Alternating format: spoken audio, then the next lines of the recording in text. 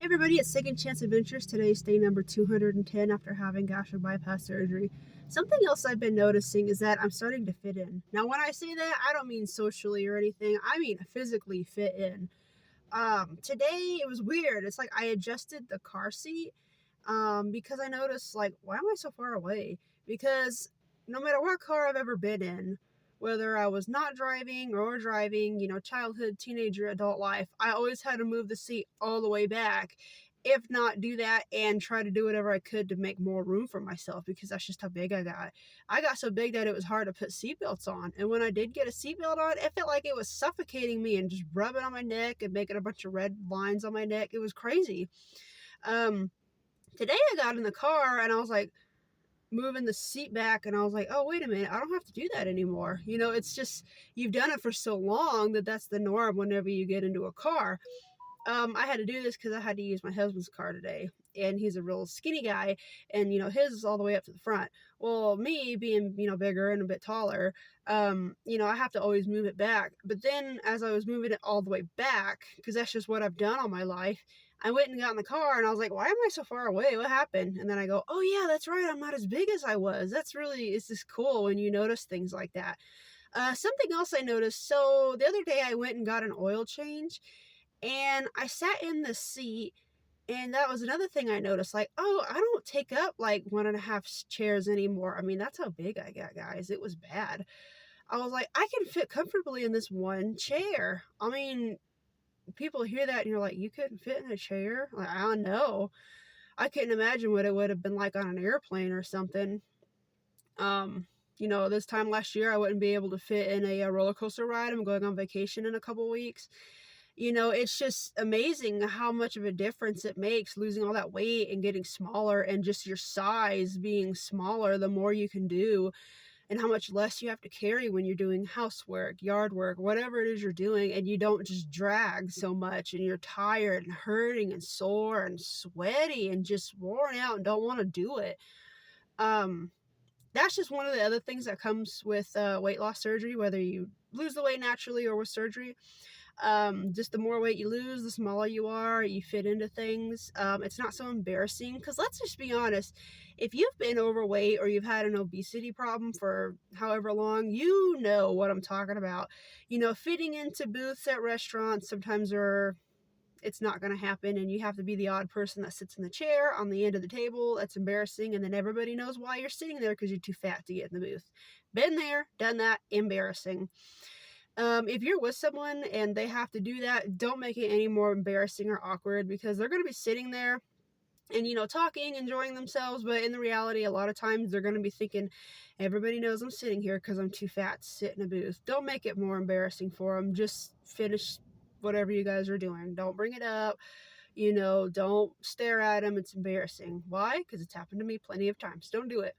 Um, like, what's something else? When you're really overweight and you're too big, you can't get on certain roller coasters. You're just the one that's standing there watching everybody have fun. And then that makes you really depressed, makes you feel embarrassed because everybody else is enjoying themselves, but you can't because you're too fat to get in a ride. It is what it is. That's never happened to me because, like, the last time I went to an amusement park, I was like 12. I was in the 6th grade.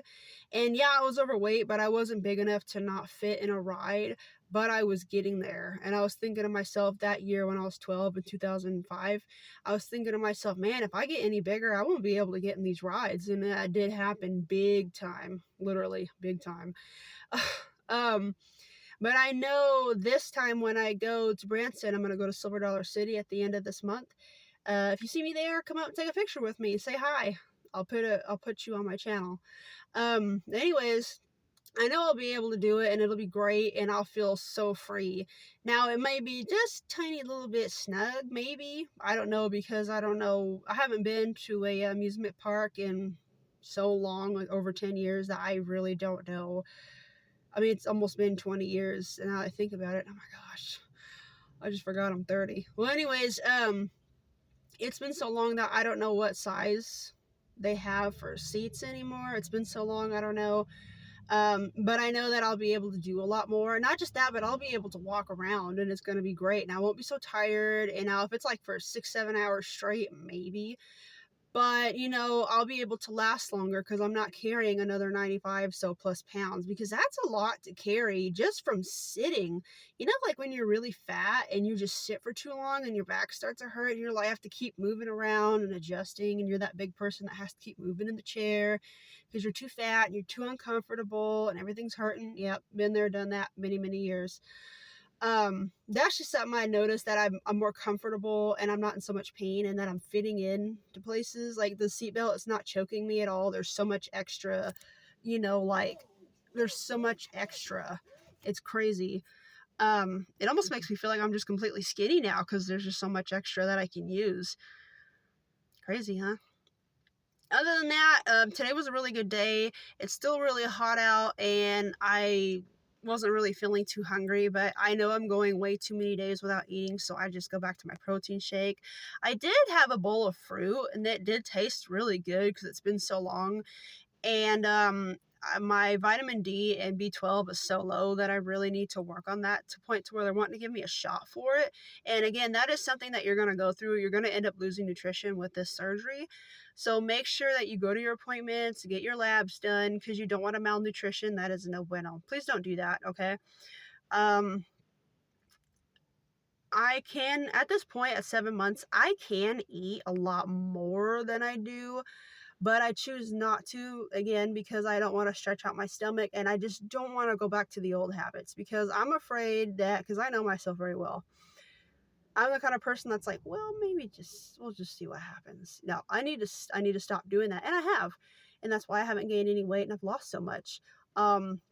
I'm just afraid that I'm going to eat stuff and then I'm going to say, oh, it didn't make me sick. Well, I wonder what happened if I had another serving of this stuff. And then I just snowball effect myself back into almost 350 pounds. And then I'm thinking, what did I just do? Why am I this size? Why are these problems coming back? And it would be my own fault. So I'm trying to avoid it altogether. And I just keep my stomach small. I drink a bunch of water instead of eating so much. Wish I could have did it before surgery, but it is what it is.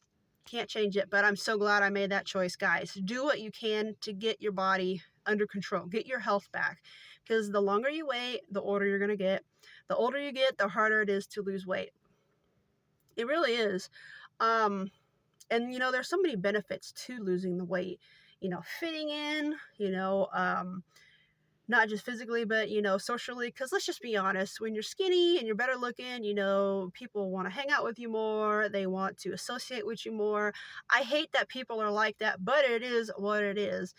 And what's interesting is that there have been a lot more people I see in public that want to come up and talk to me a little bit more, because I'm not as big as I used to be. And I think to myself, if it was this time last year, you probably wouldn't have come up and talked to me. So you're probably fake. But obviously I'm not going to say that, because I'm not rude or anything. But when you spend your whole life being mistreated and bullied and isolated and made to feel unequal because of the way you look, you're fat, you're not so pretty, you're just so used to it that when you do get attention, it's like, who set you up?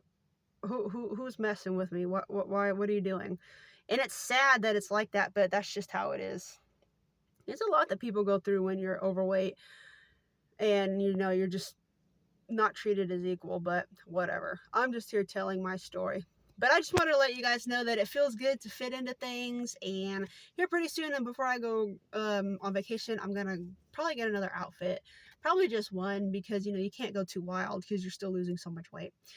But that's all I have for right now. Thank you for watching. I look for you in the comments. I like to read people's stories on weight loss, even their traumas, because it might be a way for them to get over stuff, to vent.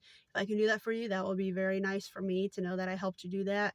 But until then, I'll see you guys later and have a good rest of the day.